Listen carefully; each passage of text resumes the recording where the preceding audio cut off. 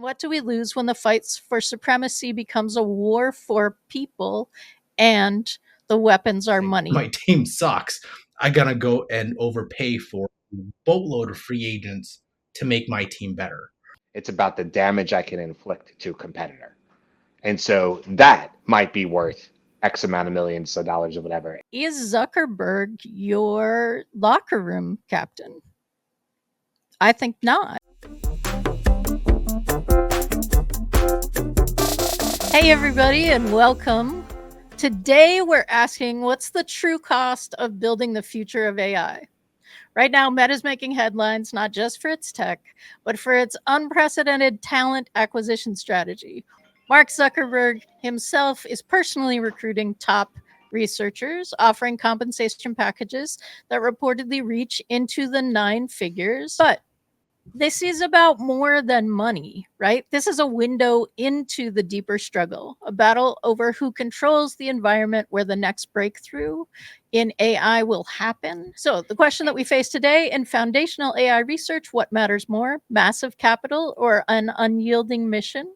Can a culture of innovation truly be bought? This is the Daily AI Show. We're streaming live June 30th, 2025 at 10 a.m. Eastern. Today is episode 496.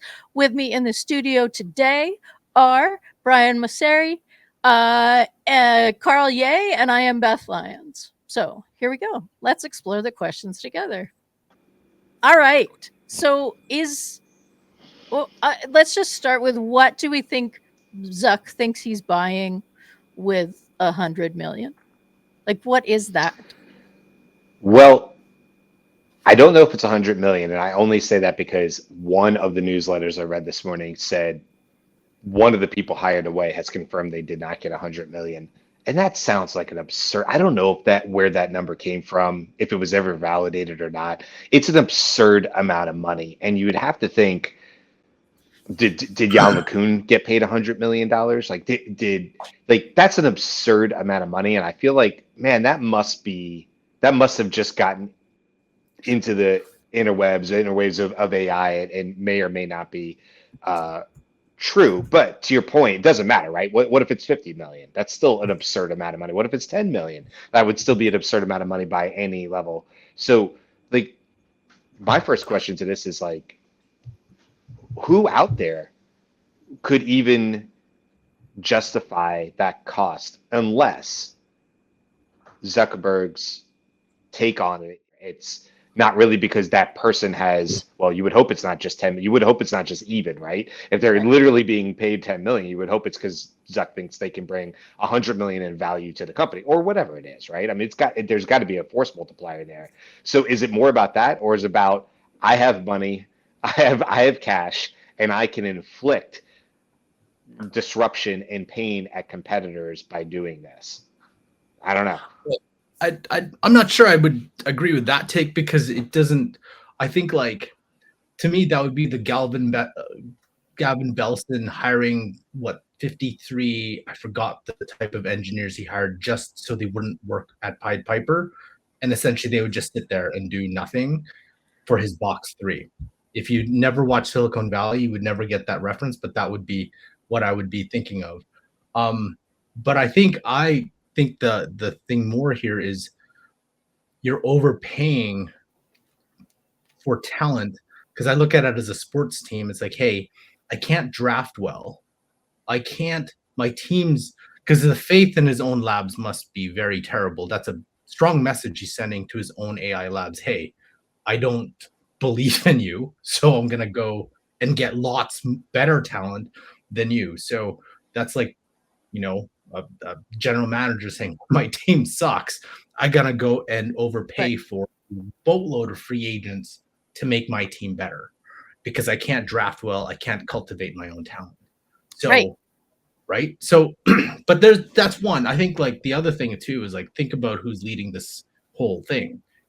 Like, they got scale. They've got Alexander Wang to lead it. But then think about the people who turned them down. Ilya Sutskever turned them down. Miriam Murati turned them down.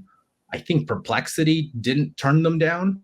So there's also people and companies that turned them down because they just didn't. I'm not sure why they turned them down. Like, we can only speculate on that.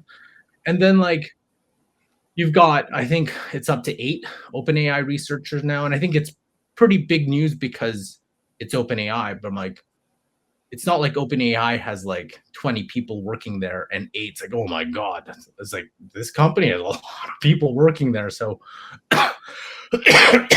and I always think that, like, if key people leave an organization, it's how good does your team recruit to fill, or it's an opportunity internally to promote. I always think that, like, I think it'd be a little bit tougher if like Noam Brown or Mark Chen, like the big names at OpenAI, Right. actually left. I think that would be bigger, right? You've got co-founders leaving to start their own thing. I think that's different. But when you have Noam Brown or Mark Chen saying, oh, you know what, I'm going to take Zuckerberg's money, I'm going to go over work for Meta, I think that sends a different message. But I don't know if you, like, you know, the Wired magazine yesterday or 2 days ago saying, like, there's a message from Mark Chen saying, hey, we gotta, like, you know, we gotta double down our focus, you know, we'll review our compensation package and all that kind of stuff. So you only send that as if it is going on. Zuckerberg is trying to poach your own talent, which is fascinating, because this to me again goes back to like sports, where like it's right. It's like everybody wants the talent, so you're gonna go, and sometimes you overpay. But the question is, and I think Brian and Beth, if you follow sports in any type of capacity, you know, it's like, hey, are you paying A money for B talent?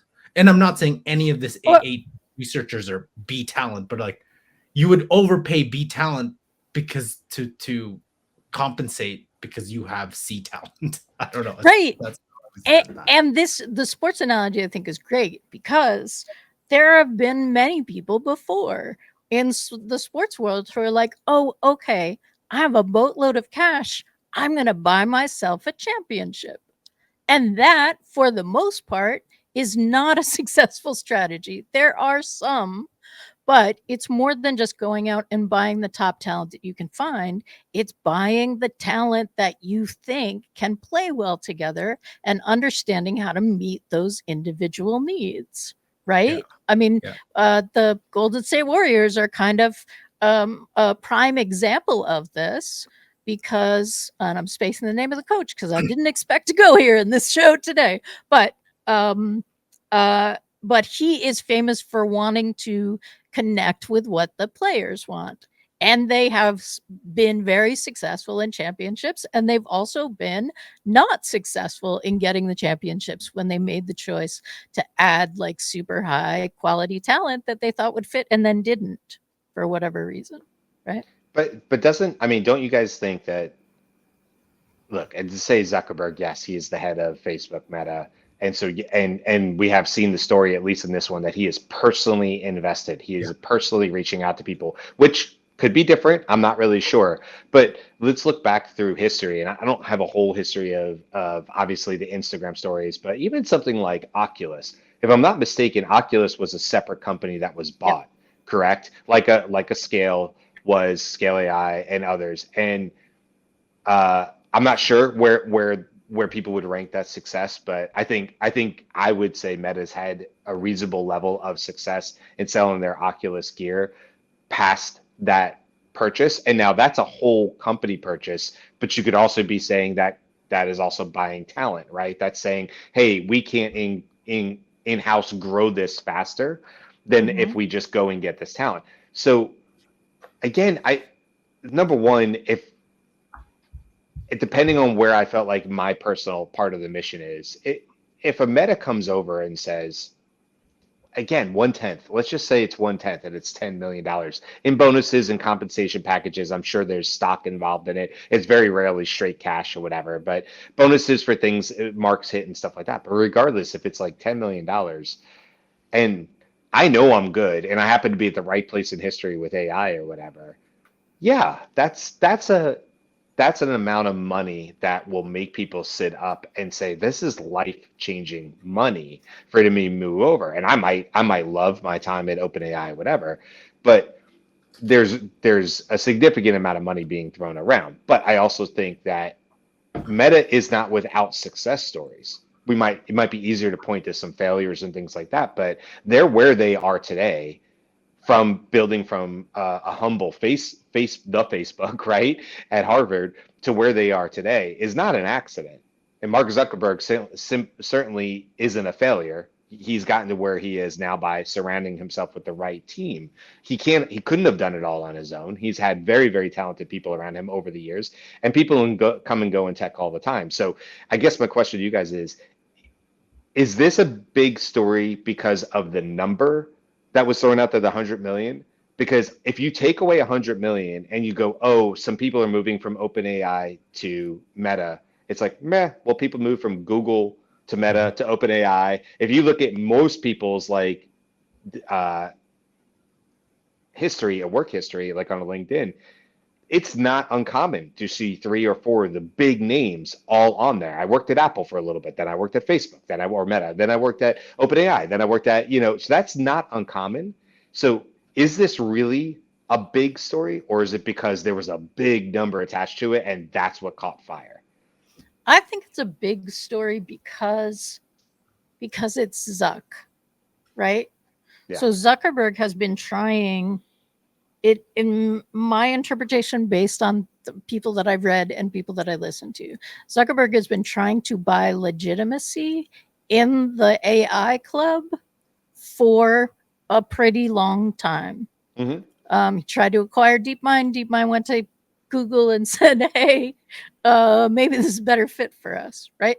I think it's telling that that they're not pursuing talent at Anthropic because they don't think Anthropic's people are a good fit for the lab that Zuckerberg is building. And maybe that's just a personality thing, but there is, I don't know, didn't Zuckerberg, like, his origin story is creating Facebook as a way of rating whether your college colleagues are hot or not? That is the story that's in The Social Network for sure. I'm not sure how much of that is movie lore and how much of that is real lore at this point, but yeah. And then that's an incredibly successful thing. And so now you acquire products that help keep you moving. I mean, in some ways it's not Elon's story, but it for me brings up the same questions about it. Like, are you trying to win because you have so much power and influence that those are the stakes for you now? Versus are you trying to, is there a mission beyond I'm king of the mountain? Because this is a very serious technology to be having like a tug of war. By the way, Llama 4, I know people want to crap on it, whatever. It's not, I mean, look, out of all the models out there, it's in line with Grok. It's in Meta 4 is not a horrible model. Is it a top tier? No, but it's really not that far away either, in my opinion. So I know people want to be like, oh, well, they had to buy in talent because it must not be going well at Meta. And I'm thinking, look, they didn't create Llama 4, they didn't create Meta and what they have created up to this point, because yes, maybe we don't like it as much as what Google is currently doing, but go a year and a half ago, we would have flip-flopped that and said, like, Google doesn't know what they're doing. They keep going this way and that way, and they're renaming it all that, and now look at Google. And now nobody's laughing at Google. Everybody's talking about how Gemini Pro is really, really impressive and things like that. So is this just a point in time? Because I think Meta has done very well in AI. I don't know. I mean, is 4 people going to turn the ship? I don't think so. I think this is more about disruption. And it's more than 4. It's what? Right? It's more than 4. It's more. I think though. I think Beth, your point about, because you can't just bring a whole bunch of people together and think that, go back to sports, bring a bunch of people together and make them win a championship, right? Because I'm gonna go to I forgot which Lakers, which you had like Karl Malone, Gary Payton, like they had a Steve Nash, this whole team, and it like kind of fizzled. It was okay, but right. But then the successful, what I've seen a success is like back in the 90s where you have the New York Yankees, and like the amount of money they spent with every single talent that seemed to just keep coming to that team was as outrageous. I think though, like it'd be very interesting to see. One is how fast can they ramp, right? Because yes, you bring talent in, but I'm like, okay, what are you gonna do with that talent? Like, what's your goal? Because the thing is, are they still AGI? Are they still Llama 5? Like, what is it? But then the terms that came out are like super intelligent. So are they racing to that? Right. Like, do they care even about products anymore? It's like, I'm curious about the recruiting pitch, right? Because I'm like, so Brian, like when you say it's like, pivot and his like the amount of money, but I'm like, the people that are working at these labs aren't making like peanuts. They're probably making quite a lot of bank, right? I'm not sure, but I'm like, I would assume that they're making quite a. You don't get like a $10 billion like investment and not pay your people. Like you're gonna have a lot of like well-paid people there, because I would assume it's not like everyone's not trying to poach their talent. Like it'd be crazy to be like, this is the only time in the last 3 years that someone's come in and poached, like they're trying to poach their people, right? So but I think the point is like when you put all these new people together, okay, who's running the ship? I think it's Alexander Wang, but who's really running the ship? Mark Zuckerberg. Like it'd be crazy not to. But then it's like, what does Jan LeCun do? Like that was going to be my question. What does he do? And then the question he would have is like, can I just continue doing my crazy like research here and like slag everything that you're doing? I'm really not sure what the dynamic is and how fast can they go, and like is it really just to have a better Llama 5? Like are you doing all this just to do that? It doesn't make any sense to do that. Like if you're gonna throw this I think money, it's the smart glasses. I think it's the AR. I mean, when I think of Meta, I think of them like, I mean, hell, their name is Meta, and there was a huge push towards the metaverse, and a lot of people see that as a flop. I think it was probably just a decade or maybe more too early. That happens sometimes. I don't necessarily think it's a bad idea with like the stuff they invested, as opposed to like Apple spinning up, actually getting to apparently a working prototype car and then spinning down the entire self-driving car. Like that's a bigger thing that I think Meta's done. And people just go, yeah, I don't know, Apple took a swing at a car. You're like, oh my God, that was billions of dollars that they said, we don't see a future here, right? Whatever the reason was. So with Meta, I think like, look at what they're doing, like their partnerships with Oakley now, with what they're coming out, the new Meta glasses, and Ray-Ban before that. And I think Ray-Ban will continue. Look what they're doing as far as product with Oculus and things like that. They are in the VR, the AR space. They are and AI ties in so well to those, we know, with gaming and stuff like that. So no, I don't personally think it's just a Llama 5 or whatever the next iteration of the LLM is. And if that's not the case, wow, does that fit better in with the narrative of a Jan LeCun, who said, and Karl and Beth, you guys tell me better, but he was the one that basically said LLMs are a dead end, and there has to be something different, fundamentally different. Well, that seems to, and that may even be something that could draw talent over. If you are currently only working on producing a better LLM, and I don't know any of this to be true, then you could see how somebody who's dangling a thing and going, we have Jan LeCun as well as many other talented people here at Meta, and you can go work on these other things that are bigger than the LLM, because we don't think that's the future. I don't know, I'm speculating on all this, but I could see how Zuck coming to you and saying, look at what you have access to at Meta, look at what you have access to at OpenAI. And you have a lot, I don't know.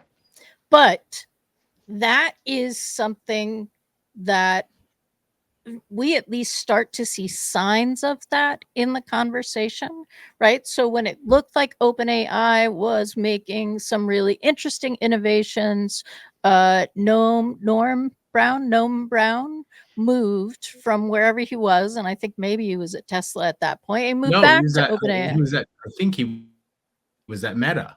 Okay, so he was at Meta and he moved back to OpenAI. But that indicated a little bit like, oh, I think you're moving in the right direction. I want to come back and I want to do that. Andre Carpathy also like left wherever he was, and yes, he's hopped a bunch of places because he's a name and he can go work wherever he wants, I think, right? So so that's kind of the mission.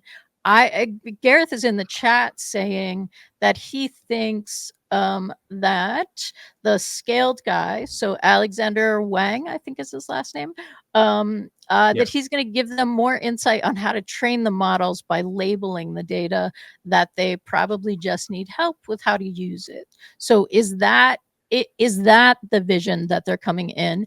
Meta like has a ton of data, right? Because because the minute you log in, you've given them permission to take absolutely everything that they can grab their, put their hands on. So here's a question for you all too, and this is where I'm thinking from. Okay, how does he run the business? So I think I don't know how much they're making per year, like Meta alone, from like their pure, all their other elements, right? So Instagram, all their advertising, everything that Facebook does in terms of like actual generating revenue. I'm not sure from a terms of profit. And then so that's a piece. It's like can we, with the amount of money and talent, maybe the focus is too much here. Is Meta becoming, like, I know they want to be known as an AI company, but like I think outside the AI bubble, most people still see them as like a social company, a social, like all the things that they do, the amount of people they have on these networks. I'm curious, it's like, are they in a middle of a business pivot? Because like Meta made sense, like the metaverse, like the connections to your followers, your social, it kind of made sense. If the metaverse actually took off, then you're like that the social network becomes something on Meta, right? Like, but this is a little strange because you're hiring like data scientists, researchers in artificial intelligence to build something. I know you can connect it to social, but it's not that straight of a line. So it's like, and I think the big question is, how are you going to make money off this? Like, that's your core business, right? Whether we believe OpenAI or not, they still say their mission is AGI. Even what Mark Chen says, we got to focus on AGI, like whatever. But like Meta's business focus doesn't, I'm like, sure, they can say, hey, it's super intelligence. But I'm like, you're going to monetize it somehow, right? That's the whole point. You're not just throwing money for the sake of reaching there. And we said we did it first, but okay. So I'm like, what are you going to do with it? Like once you get there? They don't have to make money at this. Meta's business in all of the labs is the one that's least threatened, right? So because Meta's business, I give as little to Meta as possible, but we are the product, right? We are the product and the consumers of Meta's business models. And none of what they're doing is going to interrupt that, unlike Google, right? So Google is cannibalizing its own business model. Deep Pocket's got a lot of time to play with that, right? What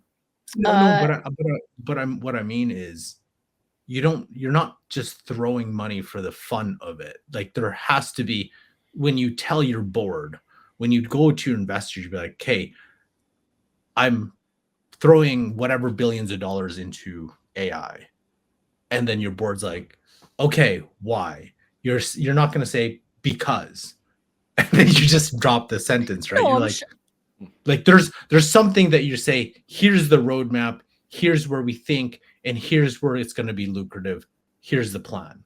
Like, that's what you're probably going to say. I'm curious, what is that whole piece that you would have told the board and said, hey, in 7-10 years, we will be profitable because of these reasons. This is why we're putting X billions of dollars. Not we're putting X billions of dollars because I feel like it. I don't know what he tells his board, but that is not profitability. I don't think he's motivated by profitability as much as he's motivated by power and being first and making sure that other people aren't. The other piece of this, I think, is that I think the stat that I read was 80% of the names on the Meta papers, right, when they publish papers, are gone. That those people have left Meta. So they may be bringing in more names for that. But I don't know. I don't know what the business model is. Aren't all of the boards of Frontier Labs being sold a we this is really expensive now, but it keeps coming down, and at some point it's going to be profitable. Like all of them are being sold I that, think it's right? different with Meta. I think it would be a little bit different with Meta though, right? Because it's like what are you? I'm just curious. What are you telling them? Like OpenAI has one business model. Like that's one. Like purely here's what we're doing. Anthropic has one. Google has its own ecosystem that they're trying to run off of. And I'm curious, like Meta's a little different too, because they're a social platform first and foremost that is now running AI. So I'm curious too, right? Because I also think it goes all the way back to why would Murati, Suskaver, Arivand turn him down, like company wise, and then he'll pick individual people. So when you have this new group that apparently is going for super intelligence, what does that like? Can you culture fit that? Like, what's the culture? Is it going to be same as Meta? Is it going to be like completely different? Is it a different company? Like, have you hived off a different brand? Because I'm thinking that's a very unique. That's a very unique business, I guess, in its own right. Because like you're like, hey, I don't like my AI team. And you can say, hey, they're not good at whatever you spin it. You're clearly not impressed with what has been coming out. So hence you're Zuck. Well, yeah. You're Zuck saying, hey, I don't like my AI team. Yeah. In so many words, you're like, there's a couple of reasons why you do this. But then I'm curious, it's like, is it now like this? Is it like its own division? It has to be, but like, what does that feel like? What does that feel like? And is it connected to the meta culture or is it not? It's a super intelligence division. They are across the hall. Now, I have no idea what that means, right? Like, how big is the hall? It's just like a really big bubble that's like you're here. Just, like, is it? Like, it's like but, Alexander Wang is right beside me in Texas. Right. The idea is that you have access to Zuckerberg, but also Zuckerberg has access to you, right? And you're being led by someone who is very important in the AI world, but has never led a lab team, right? He's the data guy. He had that idea.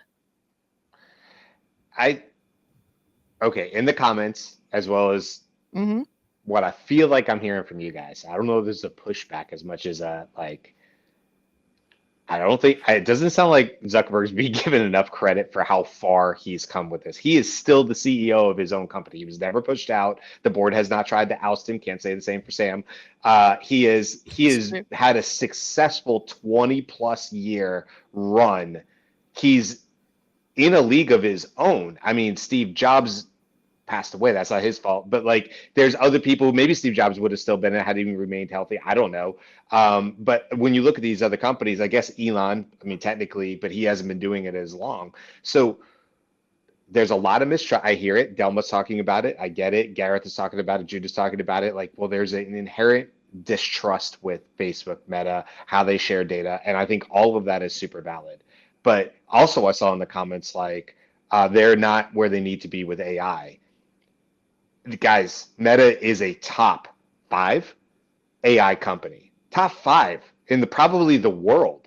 Like, look at who the other ones are. So they're not. I mean, they may be behind in some ways or whatever, but like, come on, they're right in the race. They're no different than where Google was. They're a massive company. Yes, I do believe that if you come in there, by the way, if you're a Mirror or an Ilya or whatever, unless it's like a Jan LeCun, and who knows why he decided to do that, but they're at a certain status level that unless they come in, then Garrett's saying top 5 question mark top 10. Yes. Okay, Garrett, tell me the other ones that are above him, I guess, in the comments. Well, I don't, maybe you're right on that. But my point is those two people, as an example, Karl, they can go do their own thing. I mean, Mira came out and raised a whole bunch of money for something. We're still not sure what she's building. Ilya has kind of said what he's building. They don't need Zuck. And so if you're at that level, unless you're coming in and Zuck's like, I will not bother you. I will just give you funding to go do whatever it is you want to go do. And we just want to have you as part of the meta thing, but I'm not going to get involved.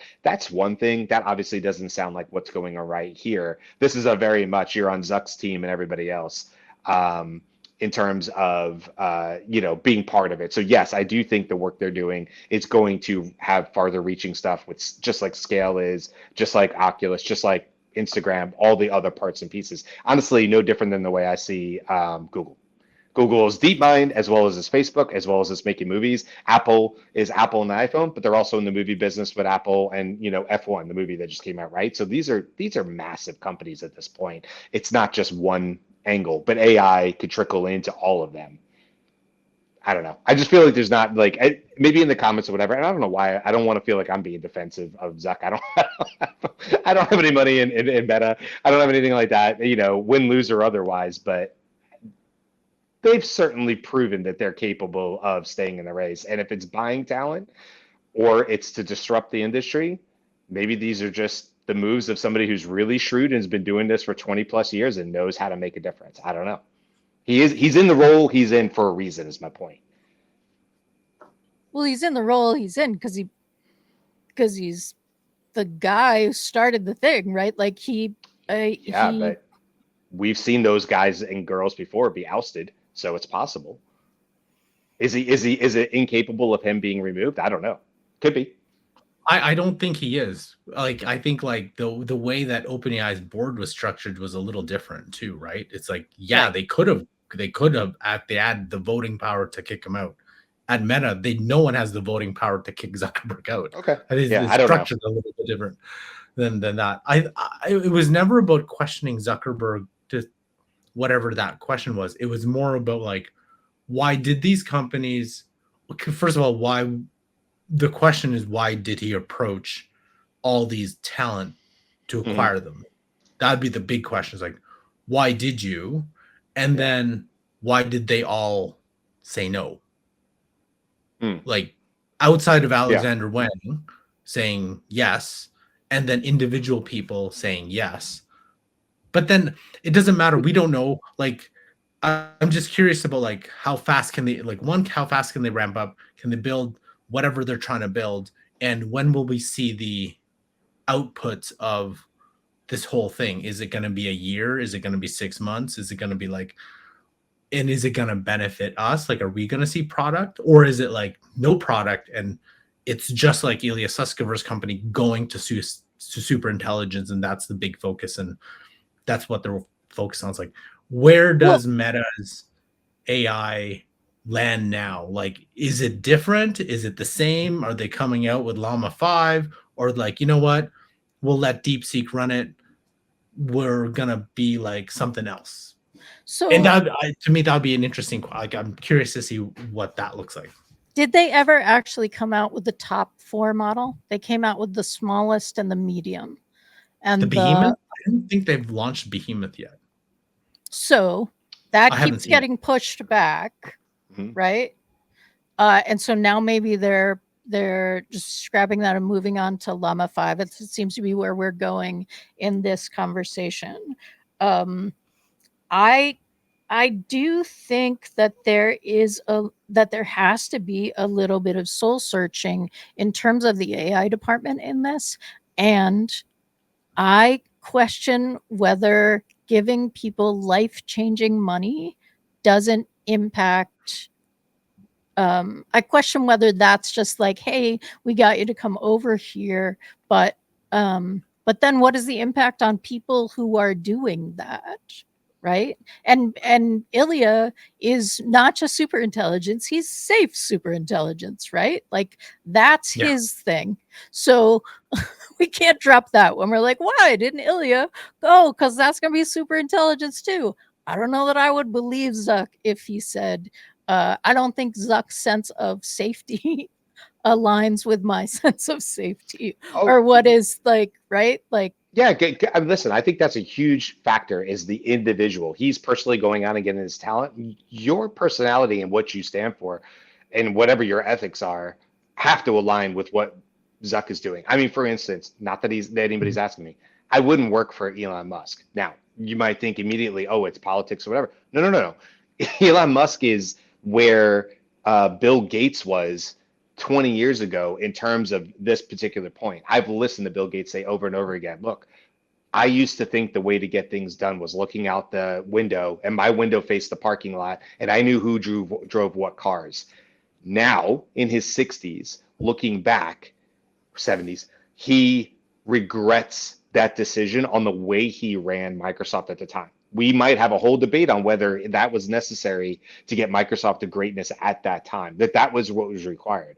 But I know for sure that Elon Musk is, if I was going to be working for him, it's the assumption that I expect you to work as hard as me. And if that means 70-hour weeks and never seeing your family, so be it for the greater cause. Now, I don't know what Zuck's take on that is, but you're right, Beth. Like, if you're at that level and it's like you're going to be across the hall from Zuck, blah, blah, blah, whatever that is, yeah, that's going to be a huge factor, obviously, is are you personally willing to work for that person on a day and out? And what are the expectations for that?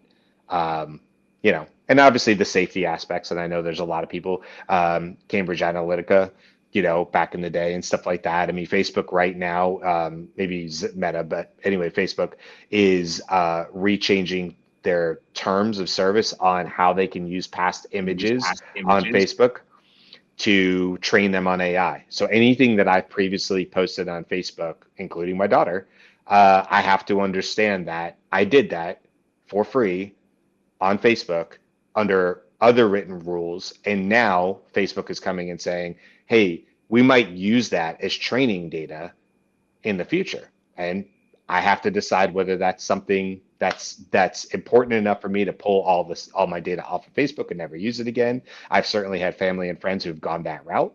And then there's other people that go, well, this is where my comfort level ends or whatever. So I get it. I think it's a lot because he's such a polarizing personality that's been in the media now for 20 plus years since starting Facebook. And so I feel like a lot of people feel like they know him, but I do wonder if you replaced his name with a name nobody knew, would this really still have the same bite or not? Or this really is a story about Zuckerberg. I mean, it's a personal story about Zuckerberg. I'm not sure. I think it's a personal story about Zuckerberg, and I will give the example of Cambridge Analytica and using Facebook as a way to build profiles of voters in leading up to President Trump's first win, right? So 2016. They knowingly allowed foreign countries to influence and create manipulative scenarios in which they could manipulate people's perception and likely have them vote in a certain way. Like, this was research that had been done, and I think they knew it was going to happen, but it wasn't quite as clear a playbook as we can see now after it did happen, right? And so we can go back and do that. When that started to come out, Zuckerberg apologized for Meta's role. When Trump won the second time, Zuckerberg took back the apology. I didn't mean to apologize. I felt forced to apologize. I'm not sorry about that. And this isn't like no take backsies, right? Like, it's not that you apologize and then, my fingers were crossed. For me, it feels more like a worldview, right? Like, I apologize because that was important. I think he said that it was more Salzburg who was a deep influence, and giving him that that push that he needed to apologize and those sorts of things. Like, I don't that like that kind of personality says things to me that I don't need to know him personally. I don't see that happening ever. But I think that those kinds of decisions um, uh, imply some things about how you see the world. By the way, a lot of people in the comments are agreeing with you, Beth, and what you're saying. So I want to make sure I'm bringing in the comments as well, that they're saying you're hitting a lot of the pain points and concerns that they have. You're voicing. I do want to bring this up as just a quick subplot of this. We're talking about, oh, how this maybe impacts OpenAI if Meta takes 4 to 8 people and maybe more in the future, right? Because I think this is an ongoing deal. Here is possibly the bigger story of that. I don't think this really hurts OpenAI. They're going to be fine. Actually, what it really hurts are what Meta is doing by putting these astronomical packages together is like me selling my house for a whole lot more than all the houses around me, and then moving that number up of what now this acceptable level is. Like, that doesn't hurt the biggest players. Google's going to be fine. Anthropic, Perplexity, maybe not as much. Microsoft's going to be fine. XAI, okay, right? They're going to have the money and the cash to move around to still get these big players. But if you're a startup and Zuck has moved the number up to just get in the door with some of the best of these engineers or whatever their titles are, and you can't even pay to play unless you're at the $10 million level as a base, what you've really done is not really affected the big boys. You've affected the startups. Because how do they get talent unless it's homegrown and they convince you to be part of the cause and what they're trying to achieve? Maybe it's super intelligence, maybe it's a safer form or whatever, and you're part of that cause and you won't leave for money. Okay. But I think it's more about he's raised the floor. And so now what do you do? If that's the playing number, if everybody agrees now that the only way you can move is if you're at 10 million or above or whatever that floor is, the big players are going to be fine. It's the startups that I think really get screwed in this situation, because how do you pay to play? You don't have the money to do it unless you get huge investments of cash. And I don't know. It seems like it makes it really tough for there to be legit competition. If anything, this makes me worried that it's just solidifying it into the top 4 or 5 players, and where innovation gets a bit stifled there. If you can't have startups who can come in and make waves, you know. But if we go, Karl, if we go back to those sports analogy, have you really raised the floor for everybody?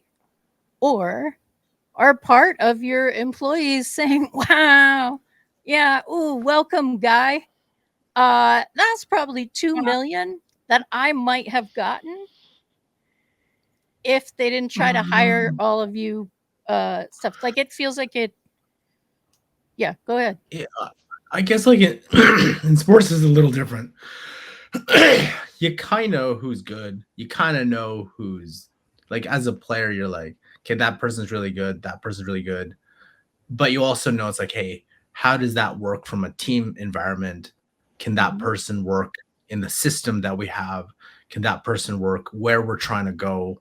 Right. So history's littered with teams that are paid for and flop, just littered with them. Sometimes it works, but I feel like the culture has already been built, and that it just, people fit into that culture rather than like a bunch of different personalities just put together and try to make it work. It's just different in sports. So I'm curious here, culture wise, they're like, is the culture already set to just, hey, or is this something completely different where it doesn't matter, there's a goal, everybody just puts their talent together, you're all kind of mercenaries, and you go and you build something amazing? I don't know. I don't know if what this does, because I'm using a sports analogy and this is not sports. This is something a little bit different. I'm just curious to see like how fast can we get, and when would be that first news release, right? It's like a Meta's super intelligence team. When is that first X post that's like the rumor mill that this is coming out? Like, when Is that happening? And like, or have they recalibrated their entire thinking and they're on a different path? Yes. And I like your sports analogy, because I'm going to come back to the stories that we're hearing is that you are getting a personal message reach out from Zuckerberg, right? So like, hey, this is truly me. Like, people have responded to these reach outs, like, yeah, try again, Rob, or whatever it is. And it's like, oh, no, it's really Zuckerberg. We're having personal dinners, like private dinners, right? You're going to be so close to me. But is Zuckerberg your locker room captain? I think right. Not. So your recruiting has tried to build a personal relationship and come to you, but I might be feeling a little differently if the scaled guy was a part of if we were hearing that the scale guy was part of those conversations, right? Who is, in the sports analogy, who is holding the team together and making the team promise? Right. And I had a very small, because my sister's super into the Golden State Warriors. I followed them for a year and a half. So it's only in the, and I'm spacing their names, but when they went after, damn, what is his name? He went and then he left. What? Are you willing? Like Kevin No. Durant? Like, are you? Kevin Durant, yes. When they went after Durant, the stories were that the people who showed up were the coach, Steph, who was the leader of the team, right? The point guard, whose name I'm spacing, like the team, Clay, key people. Clay Thompson. I'm not sure Clay was in it, but maybe. No, he's the body guy. I know where. Yeah. But everybody was in that conversation. So you weren't saying just, hey, I'm going to give you all this money. I think we can get to a championship. We'll figure it out on the floor. You had the people who are going to be on the floor with him saying, we want you. We're all in this. It's totally fine. Right. That didn't get a championship that year. Yeah. Even with all of that.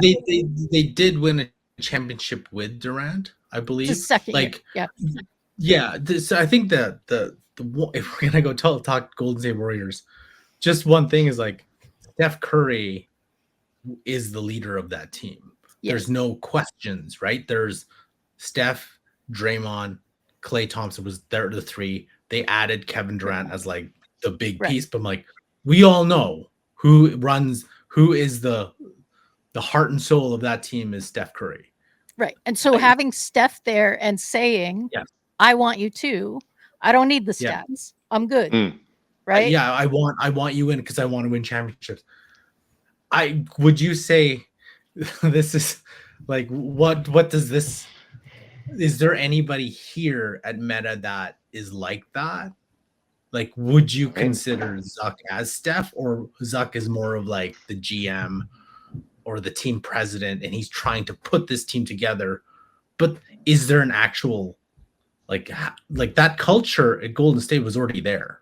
They just added a piece to it, right? I would imagine Young LeCun has to be a draw for some people.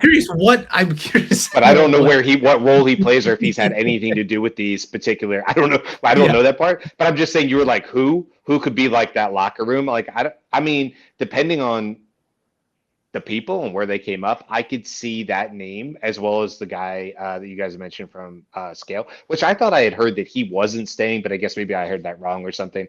But regardless, like, yeah, I get your point. Like, is he the team captor, or is Zuck Steinbrenner?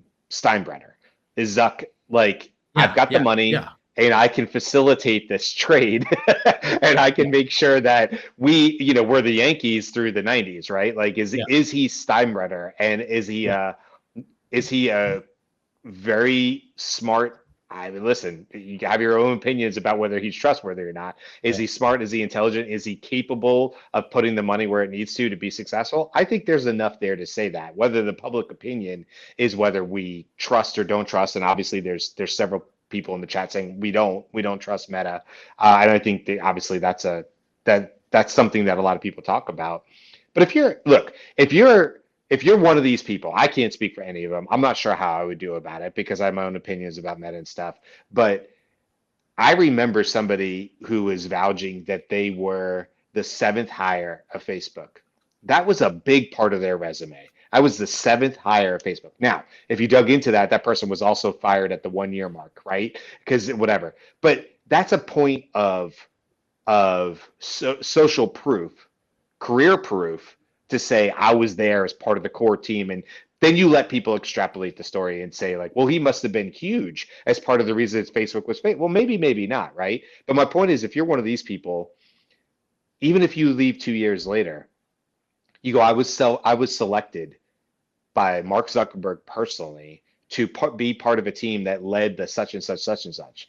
I don't know where these people's career aspirations are. I mean, frankly, if you're getting thrown millions of dollars, that's enough to be happy for the rest of your life if you invest it. So I don't know what their career point are, if they want to make a true difference, if they just want to be like a lot of people and be safe and secure with their family and have career altering, life altering money. I don't know. I don't know why they're doing it or not, but I do understand that a lot of people in this industry bounce around a lot anyway. You can see it on the resumes and the the LinkedIn profiles and stuff. So look, I can't say for sure whether I agreed with everybody in the comments or not. And I was like, I hate this guy, da da da. And then Zuck comes a call, and like you said, Beth, that I'm like, I don't know, maybe I could do this for I could do this for 2 years because it would be a career bonus for me to do that. Never mind the money. Oh, I'm not sure that the working there is going to be the career thing, but the money is not.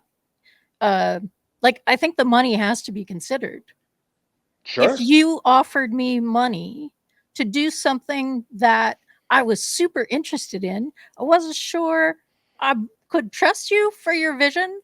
But if I do this for 18 months or 2 years, I never have to worry about money again. And I am in the room in developing a technology that may, in fact, Yep. interrupt how people make money in the future, right? We don't know what that's going to be.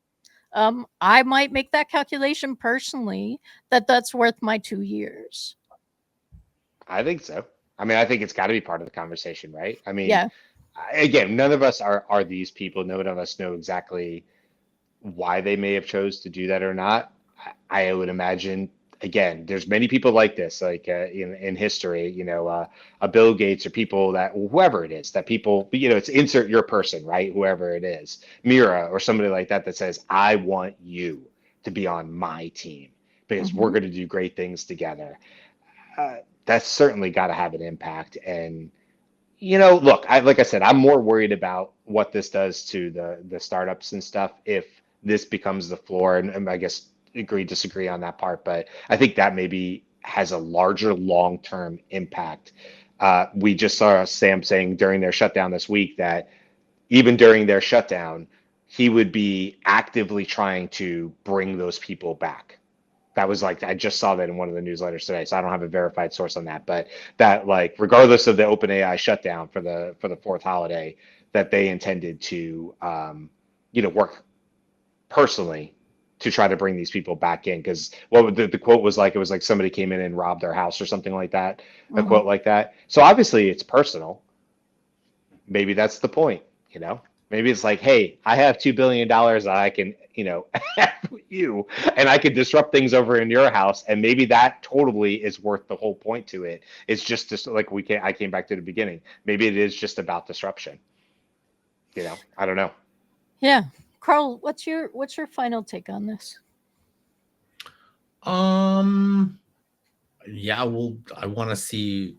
I don't want to see any. I'm curious when will the public, what the output of this will be. That's just I think that's more of the bigger question. What would be the output? And then, yeah, like it'll be interesting to see where Meta goes after this. There is one thing though, is when you are offered quite a lot of money, and go back to sports, I'm going to right back in, and you're offered whatever it is. There are times when like you don't end up justifying your cost, or the team doesn't just do what it's supposed to do. Right. And right now you have the pressure on you to do something.